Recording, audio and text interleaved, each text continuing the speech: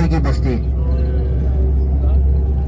یہ حضرت ابو ذر غفاری رضی اللہ تعالیٰ ان کا گاؤں ہے، ان کی آبادی ہے. یہ مسجد پہ کام ہو رہا ہے. اس طرح ہی ہے نا، پتھر جوڑ کے ہے نا. یہ ساری کر کے میں دکھاتا ہوں. سبحان اللہ.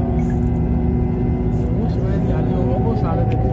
سبحان اللہ، سبحان اللہ. آپ ہی نہیں انہوں نے مطلب جو نے فرمایا سی کہ یہ کلے رنگ کے کلے ہی فوت ہوں گے.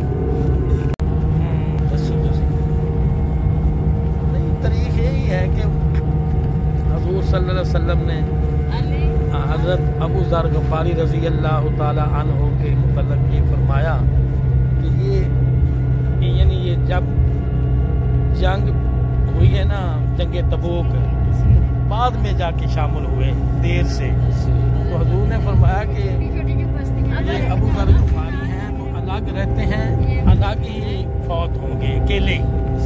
ہاں جی، یہ ان کی بستی ہے، اور جیسے حضور نے فرمایا ایسا ہی مطلب ان کا یہ معاملہ ہے جی، حالات ہیں. وفات کا کیا ہے بتا رہے تھے؟ یہی کہا کہ الگ رہتے ہیں اور الگ ہی وفات پائیں گے، اکیلے وفات پائیں گے.